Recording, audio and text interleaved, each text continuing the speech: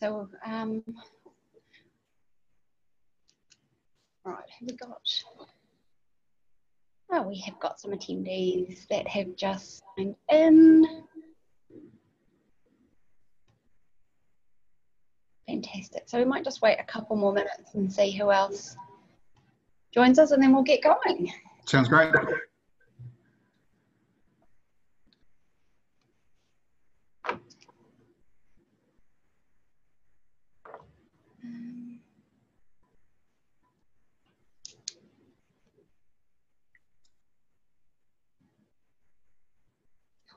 All right, we might just, we'll pick in and we'll crack on, and then we'll see who else joins us as we go. So thanks for joining us, Andy and Rebecca. Andy is Partnerships and Operations Director at Fluent IQ, which is a groundbreaking technology that's essentially bringing unbiased skills testing in an automated fashion into the recruitment process.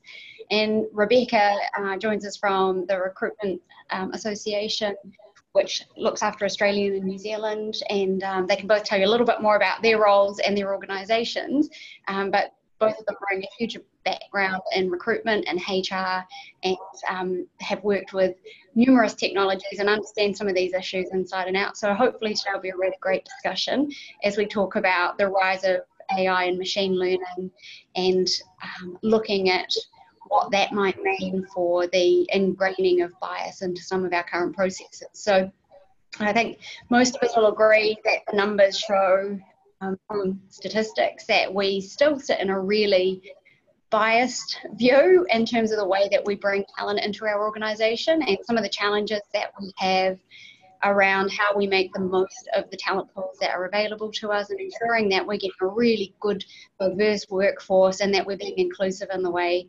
that we bring people into the process and then engage them even post-hire. So with rises in technology, AI and machine learning are two really big buzzwords. And there are a couple of things that we wanted to pick off today, and the particular reason that we've asked Andy and Rebecca here today is because they're fantastic representatives for a genuine desire to see best practice prevail and to have a really nice egalitarian approach to recruitment and the talent management. So Andy, if you'd like to just quickly introduce yourself and tell us a little bit more about Fluent IQ, that'd be fantastic. Yeah, look, I think you pretty much covered it. So I'm Director of Operations and Partnerships for Fluent IQ, and we are a online testing solution for communications testing. Again, removing the bias to entry-level roles or any other roles, in fact, and trying to remove accentedness bias as well. So good piece of tech that actually uses machine learning. So I think it's relevant to us as well to keep our own product true. And I'm very interested to perhaps just give an overview after Rebecca about what we're seeing in the marketplace and how it's impacting us as a supplier to the industry.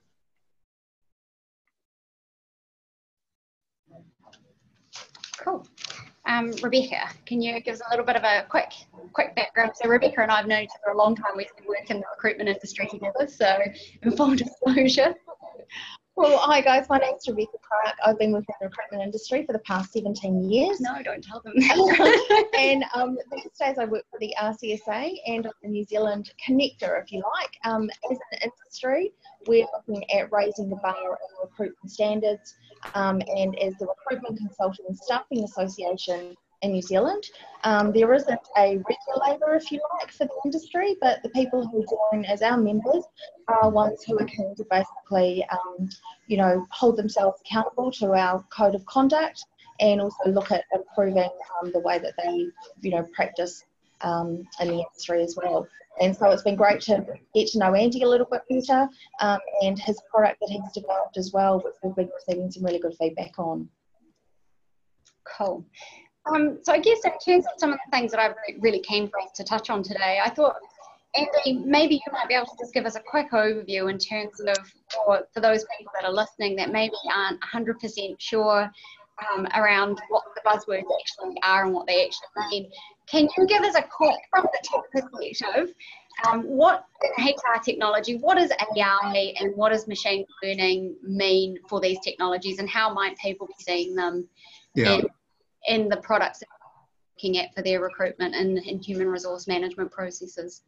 Yep, not a problem. So, I mean, I think what we need to do is quickly sort of call the BS button on here on AI, because of course it's been pretty rampant out there and everyone's going, oh, I've got AI in my product or what have you. But AI's been around since the 1950s, so it's nothing actually new. And I think it's quite interesting to see when people, you say that, oh, it's been around since the 50s, they go, what, really? I thought it was quite new. AI is the technique or process that enables computers to mimic human behavior. So AI as a community is actually quite a big one. A subset of that is machine learning, and that's the ability to learn without being explicitly programmed to do so. So that's quite a big differentiator, so machine learning. Then further down the track, we've actually got deep learning, and sometimes people call that deep machine learning, but deep learning is a subset of machine learning, and where that's you're training using large data sets and algorithms fed through neural networks to ask primarily binary questions which are yes and no. So AI, machine learning, and then down to deep learning. And to be frank, most of the products out there that you'll see that purport to have machine learning or AI, etc., won't. So step one, check that the product is what it says it is.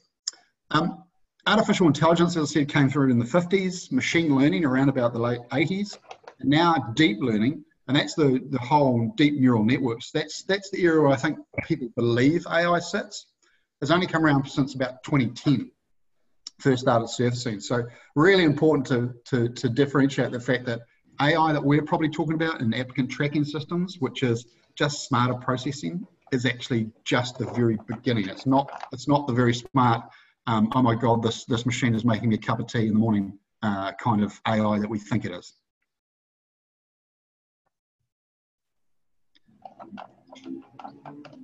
Sorry, it just broke out. Anyway, so with the automation of recruitment, which started a few decades ago, the first basic applicant tracking systems were really processed on focusing on volumes, quicker ranking, sorting, etc.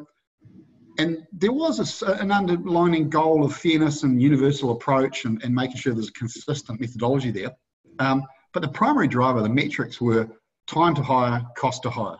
Not about user experience, not about inclusion, not about diversity. In fact, I would go as far as to say that most of the systems would actually dehumanize the process. And that's where the major flaws, in my view, actually exist today in these systems. That their inability to adapt to human events or nimble enough to recognize that in some situations the process needs to be disrupted. And I'll pick on one large system. I'm sorry, Taleo, but it's your day today. Where if you've got someone who sits outside the box or someone who's just exploring a role and you've set up a process that says you must do these stages, well, you've just lost out on an opportunity. There are also some individuals that may not find the process that's quite rigid. Actually, culturally, it's very difficult. You'll find like in Pacifica communities that the whole authoritarian level, it's very difficult. And so, you're not actually acknowledging that people all have different cultural approaches to actually even applying for a job.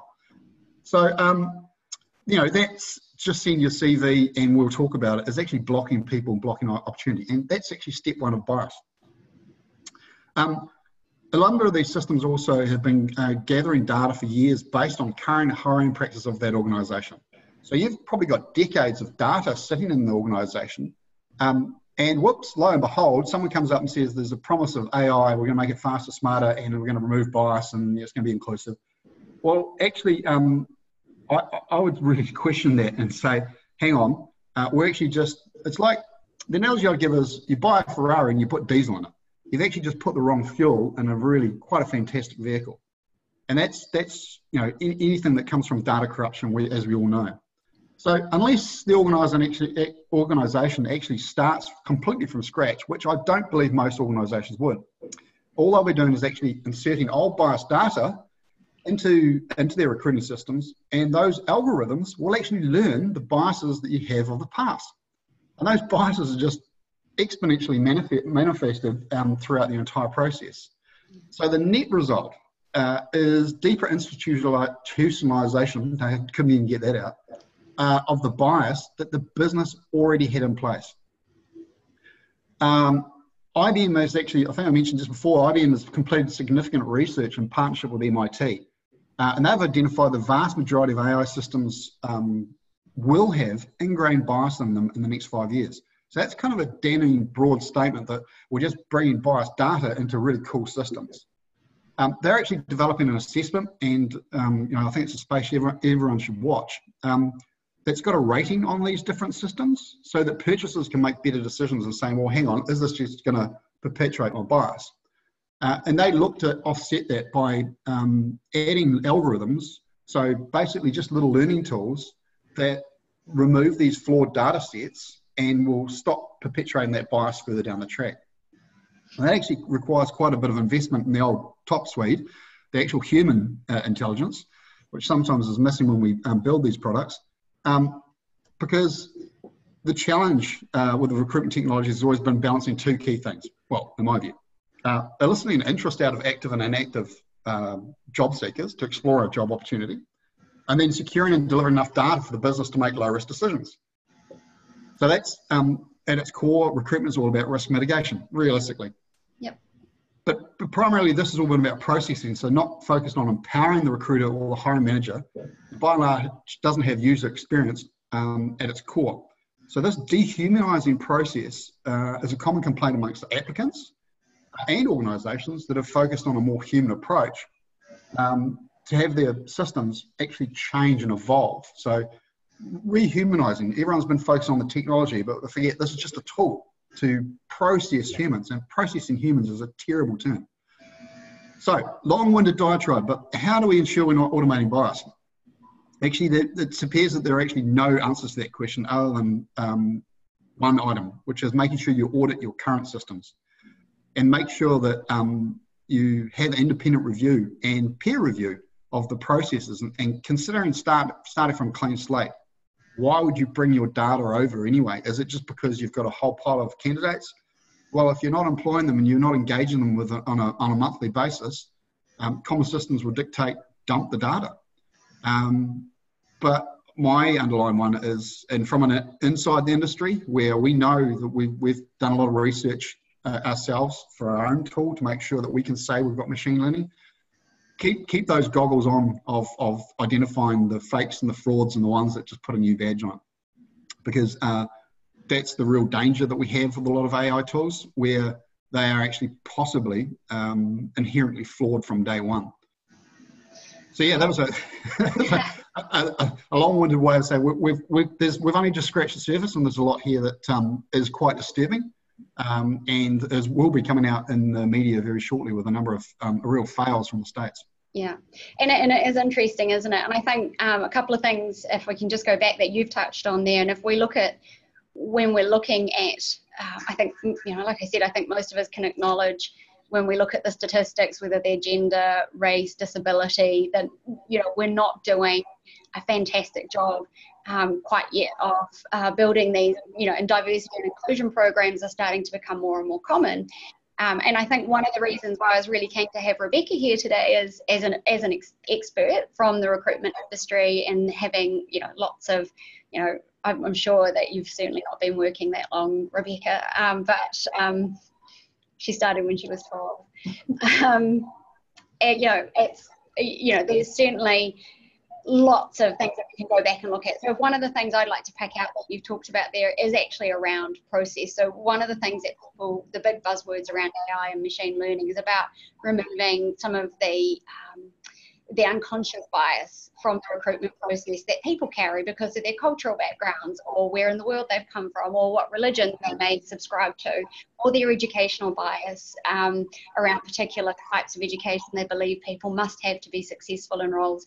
And I think where people get really excited about the technology is I think they can remove the people part of the process away to get rid of bias. And I guess what you're saying there is that really the data sets that we've got, all they're going to do when we transfer those through is essentially reflect the biases that the people and processes previously have brought to those recruitment processes and those hiring processes and the internal promotions. And when we look at our existing workforces and we say, well, who's been successful in this role? That's probably some language things. And when we look at everything from advertisement, the language and recruitment advertisement, which, obviously Rebecca's has a lot of expertise in this area as well. Kind of keen to get your view, Rebecca, on some of those processes and the human side of recruitment and how those might interact with technology. So for those, for the people that are listening in and looking at how they might think about their own processes and their own teams and the way that they're working and wanting to really kick those diversity and inclusion programs up into the next year.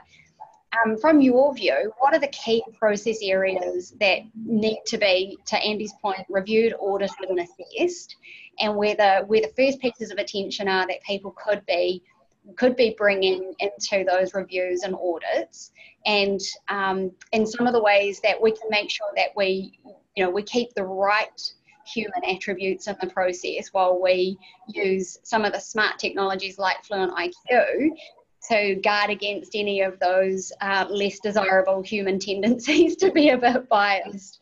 So maybe you could run us through maybe 2 or 3 of those key steps in your view of where first audit, and then second, what are the things that you could be doing and that, within your member set that you've got, some of the cool stories that you might have heard about, what agencies or corporates may be doing, that they're really starting to make some great headway in this area.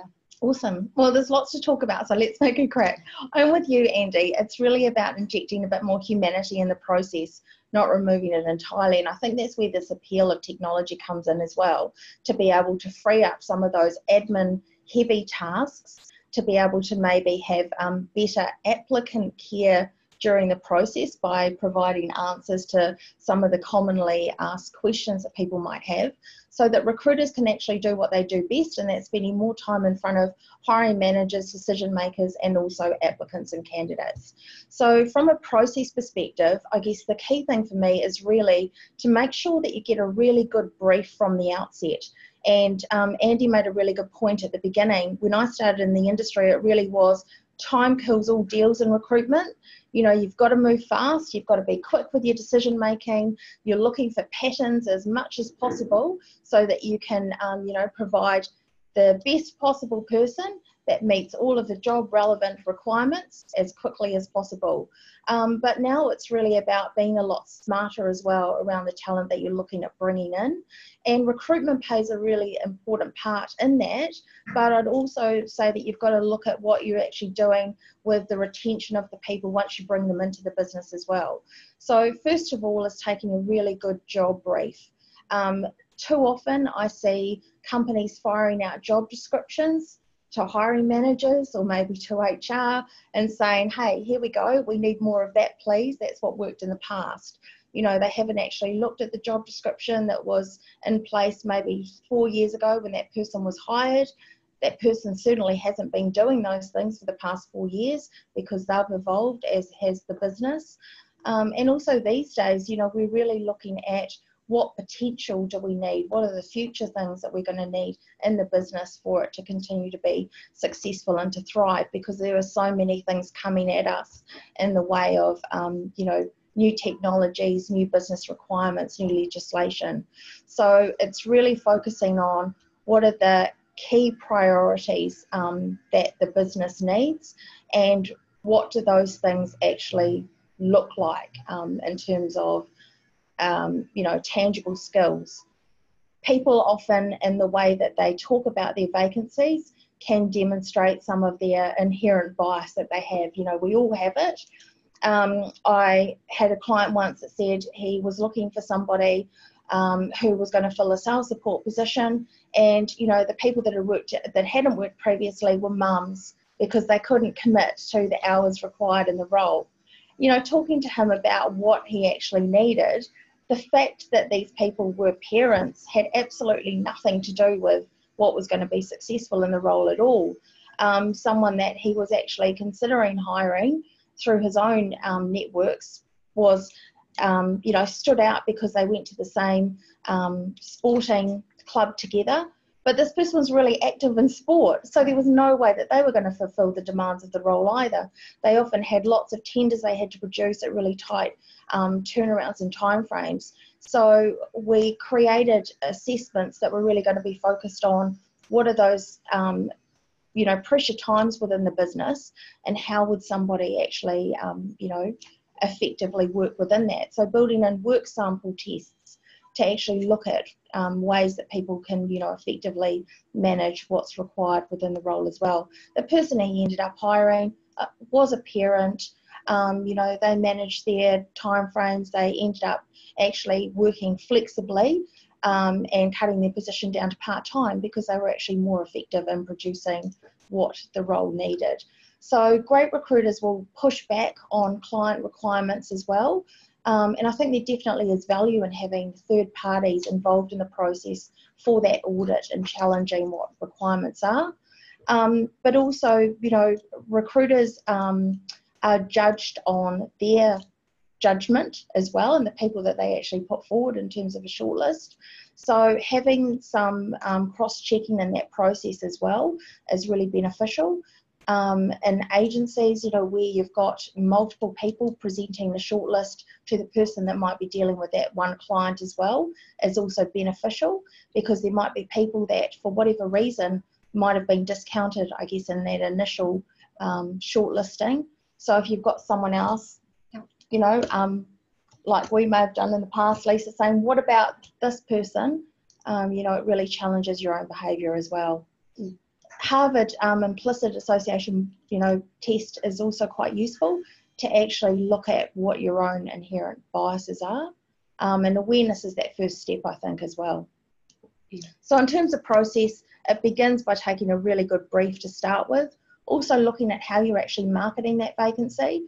If you're only advertising it on Snapchat, well, you're only going to get a certain, type of demographic on that as well. Annie mentioned about CVs, how are we actually going out to people who may not have an electronic CV? They may not, have actually put their skills down on paper. Or if they have, some of the choices around the language that they may use. And if we, I think that's a really big one, the cultural piece is that even if they have got a CV, that CV is coming into a system and it's going to be parsed. Some of the language that people will choose to use, differences in the way men and women articulate themselves in those CVs, massively different in the way that they talk about their skills. So it's, I certainly think, it's really interesting, isn't it, when we look at those mechanisms and part of that process, exactly what, oh gosh, I got all sorts of things ringing away here, sorry. That those sorts of things are really interesting, aren't they? So, sorry, just to jump in there, but that was Absolutely. One that just... Yeah, look, there's one key point. A really good tool as well to help with your own job ads, to see what sort of language you've got in there. Are you using words like ambitious, which are going to appeal to a guy, or are you actually using words like collaborative, which is going to appeal more to females? Yep. Yeah. What are your thoughts on that? Yeah, can you hear me? Yeah. Oh, brilliant. So just pick up on a couple of things there. I think that's spot on. I've always, I'm not even going to admit the 25 years I've had in recruitment. So, Celebrate it, Andy. The kicker I had, and it was probably the training actually from some old school recruiters that you would normally consider to be the traditional white male sort of really biased sort of individuals. They were the ones that taught me to push back at the briefing. And they were the ones that said, if I ever encounter, and I remember, I'm going to have to shout out to Terry McLeod, industry stalwart, but he said, if you ever hear the words, we won't hire this person, this type of person, this ethnicity, I don't want any more X, any language of that nature, you just to clearly articulate, I'm sorry, that doesn't align with our values. Yeah. I'm really happy to hire for you and work for you, but really try and disengage in the most polite manner you possibly can and get the hell out of there. Because as the bastions, I suppose, of removing of bias and the bias that's going to be inherent within some of these systems, it's actually the person that stops it. It's the programmer that stops it. It's the person that gathers the data that stops it. It's not, AI is not going to solve, in fact, it's going to create more problems for us. We actually need to take the moral high ground and say, look, there's 160 recognised biases. I'm pretty sure we've all got at least a dozen of them in our back pocket every time we interview someone. So the old, at least acknowledge it. If you acknowledge your bias, you can do something about it. Get into an environment where particularly it's not all driven by machine or mechanisms, an environment that doesn't denigrate those biases. because, you know, to be able to share a bias and then you get shot down in flames, I mean, that's the first way to put a bias underground. So, you know, that opportunity we've got as managers of other recruiters, and also, I suppose, mentors to the younger recruiters coming through. No, you are the change. The system won't do anything unless you tell it to do something. And we need to tell it to say, do you know what? You know, I can't remember who coined the term, but she was American lady. It said about, would you like to come to the party? And this is in the bias context, or would you like to come and dance? And I love that the terminology there, because removal of bias and making yourself feel comfortable that, oh, look, we've got diversity in our team. Yeah, that's cute, but really what you're hiring for is inclusion. So once you've got these people on board, that it's such a fantastic environment. Your competitive advantage as an organisation is going to go through the roof, because I want to work there, everyone else will want to work there, and you're just going to leave everyone else behind. Because I go through hundreds and hundreds of organisations in Australasia, and I'm off to a number in the UK. And I'll tell you right now, it's actually in a state of a pretty appalling state, in my opinion.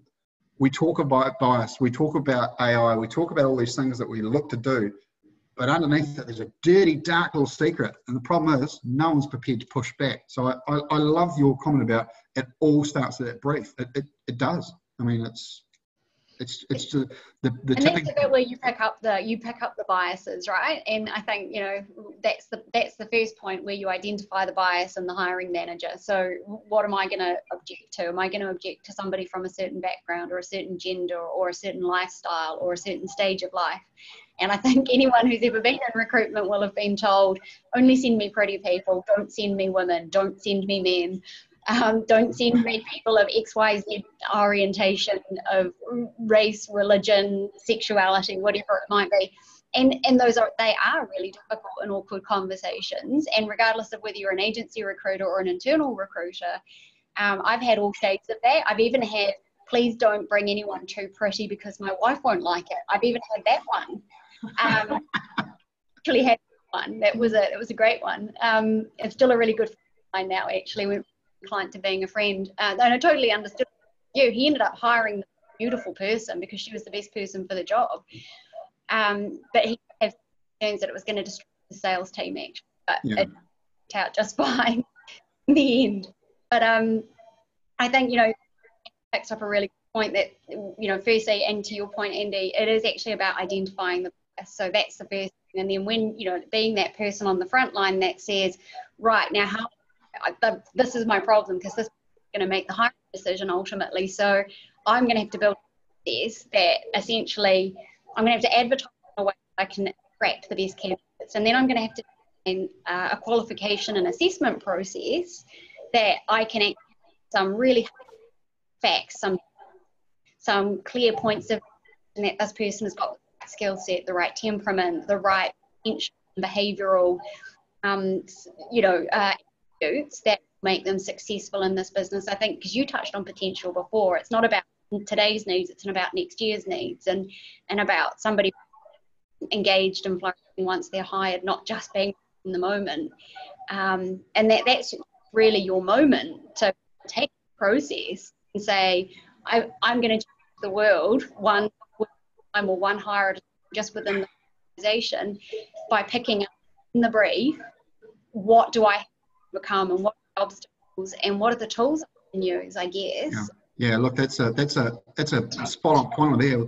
The bit of takeaway, I just pull a thread out of that, is process, systems, technology. Everyone automatically assumes that, wow, once you've got that in place, it's rigid, it's fixed, it's going to solve all our problems. I'm an evangelist for saying, no, you can change it on a whim. And if you're not buying technology that can't adapt to circumstance, can't adapt to something that comes randomly out of nowhere. It's like a challenge I made to DHB a couple of weeks ago. How do you actually hire doctors? Oh, well, we put them through the same process. They apply CV. Are you kidding me? An orthopedic surgeon? You really think they're going to send in their CV to you? No, you use guerrilla warfare, pure search tactics, and you knock on their door or go to the pub that they go to and talk to them and drag them down for an opportunity. Now, if we keep on saying, oh, system process, well, it doesn't allow us the opportunity to say, I don't agree with what's happening there. You know, of this list of 160 defined biases, there's going to be a lot of them in there. So the ability for the organisation to say, you know what, let's just change that process. Let's have a go. Let's go random, like the New York Symphony Orchestra. When they sort of looked around the room and went, geez, there's a lot of blokes in here. What's going on? 90-something% males. I mean, but that does not reflective of the music industry. So they did one simple task. When the interviews were happening, they put a big screen in front of the person. Yeah. And just go and play. Blind auditions. It completely changed the makeup of the orchestra. That's right. I mean, it's a and so that's interesting, Andy. Like, I think, and because I cut Rebecca off there with the CV thing around the way that we are advertising and then the way that we're analysing the language, and I think, you know, it is a big one. But the next piece is the screening and it is the shortlisting, and I think this is an interesting one because there's two parts to that, right? There's the technology part, and then there's the human component. And so I'm keen really kind of to get your view on this, Rebecca, because you know, obviously we've got a mix here where we've got, you know, there's internal recruiters and they've got a set of goals, but these challenges are the same challenges that agency recruiters have. And I know that you represent both, you know, agency and corporate recruiters, you know, and they can be, and they're in a, I find especially corporate recruiters can be in a difficult position where they can be seen as obstructive or unhelpful when they're not presenting a short list of candidates that maybe the hiring manager, who has possibly displayed, you know, 100 different qualities of bias at the briefing, that maybe they're not presenting back the right kind of candidates. They get frustrated, and you know, for agency recruiters, I mean, you eat what you kill. So you know, you've got that constant tension of one, giving a client what they think they want, and actually doing the right thing by them and showing them what they need, and that those two things might not look the same when they receive them. So I don't know if you can talk a little bit about that screening and shortlisting process, and maybe some of the things that, again, if we're looking at how to review, how to audit, how to help people improve that diversity in the process, and some of the things that you maybe have seen that people are doing on both sides of that internal and agency fence that really make a difference. Sure. Well, look, relationships are formed over time, and, you know, trust builds through the small steps that you take, you know, in terms of communication. So if you're going to present someone who is totally different to what the hiring manager had in mind, you've got to prepare them for that along the way. So, you know, it starts with the conversations like Andy's talked about, where you're pushing back on some of the preconceptions that they have about what they think they need. But you're also trying to frame it up so that if you find a candidate who is totally not what they had in mind, but fulfills all of those job requirements, you want them to actually meet with that person. So really, you should try and have like a wild card candidate in all of your shortlists. That's what I'd really encourage you to do. But to prep your hiring manager for that and say, look, you know, I'm not going to waste the candidate's time, certainly not going to waste my own time, and I really don't want to waste your time as well. But, you know, if we're going to actually change some of the things maybe that they want to change, focus on what they want to achieve through that hire as well. If it's going to get them closer to actually achieving that end goal, why wouldn't they want to meet with that person?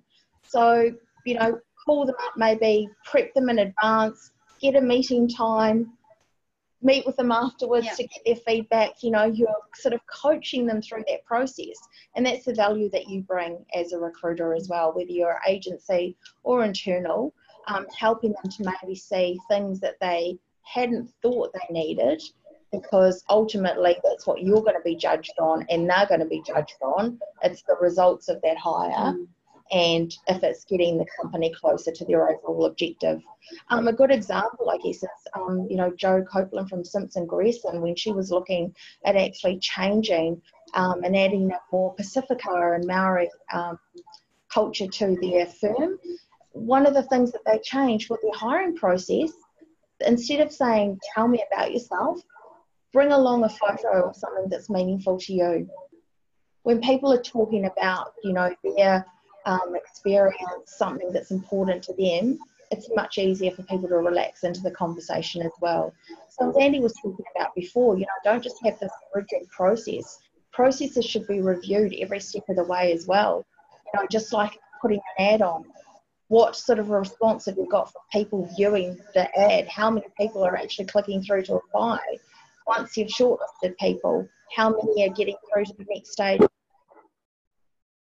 And I guess that's where sometimes, blind recruitment may not have the best result if you're not actually educating hiring managers to be on that journey with you, because recruiters may have put together a much more diverse shortlist than hiring managers have ever seen before. But then if they end up hiring the same people at the end of it, then, Yeah, and it's an interesting one. I think one of the things I was going to ask you, Andy, because I'm sure you've got lots of case studies on this available. I think one of the classic is the foreign name. Yeah. And this is one that, especially when you get into technical recruitment, it happens a lot. And there's a natural tendency to go towards names that we recognise or that we feel like we can pronounce for a couple of reasons. One is that perhaps that person's communication skills, and this is a lot, is the judgment that I need somebody who can speak English. Like educational culture. Interesting one. One of my got a name. The first time I met her, I had her name and then how to pronounce it. She's the most Kiwi of Kiwi people, but she's, her heritage is not, it's not Western, so she has a traditional name, and but her communication skills are second to none. But I absolutely know that she has experienced, as an engineer, she has experienced discrimination because of the fact that she has a name that people assume she doesn't speak English. And, she's had multiple experiences where she's gone along to interviews and people are like, oh, you speak English. And she grew up here. It's her first language. She speaks a little Vietnamese, but actually she struggles when she goes to Vietnam. Doesn't. But it's one of maybe this is the important part of the process where, as Rebecca said, up that for put together the shortlist and the hard data around, just tell us a little bit. One of the things that IQ does around helps people essentially come through a process and show some of their skills around processing and language and understanding and comprehension. I think that's probably one that, whether you're an agent or whether you're an internal recruiter, that you'll get a pushback from hiring present a shortlist and they don't recognise any of or don't pronounce any of those names on it or most of the names on it. What are some of the things you guys do around that? I'll start off with the fact that our entire product and our entire rationale about building our product was about removing that very bias. So we have shortages in all talent sectors all around the world, and naturally they're going to have to be filled from offshore. You can't build them, you can't grow them. New Zealand needs 300,000 people in the next 15 years apparently. But in saying that though, New Zealand's population is, actually English as a first language within the next 25 years is going to be maybe half of us, maybe a little bit less than half of us. Well, currently 24% of the population is English as a second language, so non-native born. And in some areas within Auckland, in fact, in the 5 suburbs, it goes up 60%. So it's already here. We already knew that we were a hyper-diverse culture. We don't actually acknowledge it, but as the greatest capital of Polynesia, we are a very diverse culture. Lots of different accents. However, it's actually about accentedness and the inference about someone's communication capability from the name, where it's come from. A lot of it is area code 868, too hard, too difficult, can't be bothered on the phone, I'm going to pick up the phone and they won't be able to speak. So that's based on that old driver that we talked about before, which was time to process, haven't got the time, don't want to challenge the status quo, don't want to challenge the brief, all that kind of stuff. So really what we did was we identified that accentedness is actually no reflection on someone's communication capability. So I'll pick on India. India, you're actually born into a culture that has English as a second language. And most Indians that come to New Zealand, their reading and writing is actually superior to most native speakers. However, the accent that overlays that, because we go, oh God, I don't know if I understand that, we haven't tuned into it, we natively assume that the rest of their communication capability is just as bad, which is completely incorrect. So accentedness and the transfer of global accents is going to be the next big challenge in our view. And that's really where the new AI and the technology will be. We did a research of 150 companies throughout the States and gave them audio files of people speaking and asked them to rank how, the 0 to 10 of would you hire them. Now, it matched the exact pattern that you would expect within the States and the South, where we had Indian speakers, we had some people from Malaysia, we had a lot of different accents. Every low ranking came from the southern states. Yeah. Now, I don't know if that's sort of reflective of the cultural, I ain't going to hire no bloody foreigner. Well, it does. East Coast, quite similar. West Coast, completely different because they're used to a diverse culture. In fact, Apple at the moment, their dev shop is 70% English as a second language, completely diverse. But I come back to the technology. The technology won't fix this. It actually requires us to stop that. And the only way we can actually stop it is picking up what you mentioned, Rebecca, is task testing someone's actually capability to perform the role, because that's fixed data. You can't, say, oh, maybe yes, no. There is some fixed data. We've got some brilliant tools that are out there that can do that very, very quickly. There is going to be a natural order where this resurfaces as well. And I think we need to be really careful when we talk about hiring for diversity, because the pendulum and all these things always swings far too far. And you'll find that the very minorities that you were trying to represent, there is a falsehood to it. So I think a lot of our technologies can bring that back and actually create a situation where it's just a natural order. I would expect, on our team, we've got 5 different nationalities. I would expect any role in any company in this country to be contested by at least up to 10 nationalities, and for them to have a really good chance to go through. Not because, and I think there's areas within our community that definitely need a hand up in this next probably decade, but they should never, ever hire saying, oh, we need more Polynesian staff, we need more female staff, we need more X this. No. We need more people that perform this role. And actually, I don't give a damn who they are. That's the goal that we need to go to. And again, I think we need to be making sure that our technologies aren't beating us over the head and wagging this dog. We need to control our technologies and actually your providers and your suppliers that you're engaging with, ask them this question. What are you doing to humanize your product? What are you doing to remove bias? How are you auditing your own assumptions? And if they can't come up with any answers, then guess what? They haven't sat around and had that discussion. And it would really disturb me if they haven't. Because we haven't got it right. We think we're hopefully helping candidates overcome massive bias, name, accent, can you communicate? Because there is only one skill that's common to every role, and that is communication capability. So if we can overcome that one, happy days. But it's great too, right? When you can provide a bit of data back. So in that short list, it's like, hey, these are the people with the best sets of communication. These are the skills that this is a problem you said you have. Here's the evidence based on this person's history. And, this is how their testing has returned.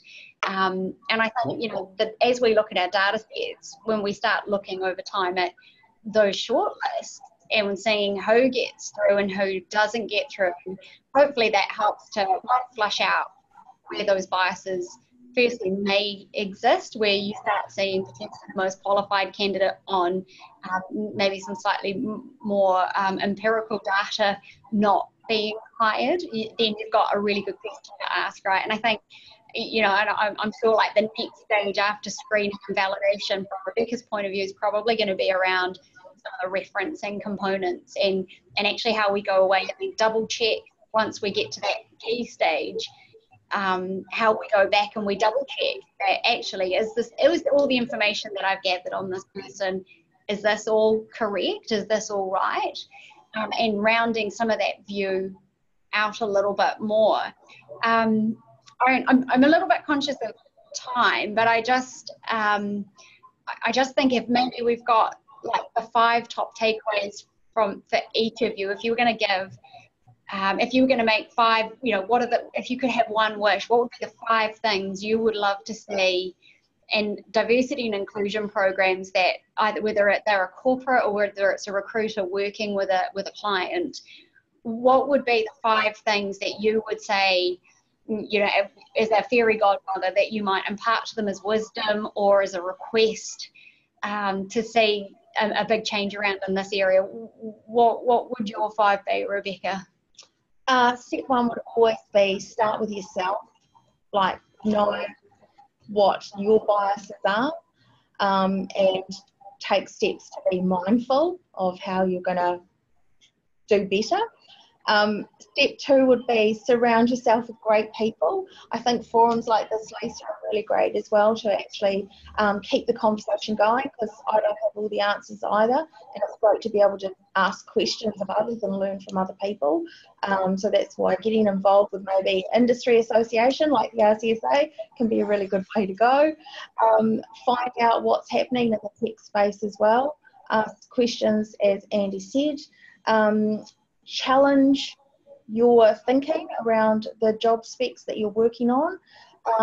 Training is always a really good idea to be able to have those uncomfortable and courageous conversations that need to. So the other thing would be,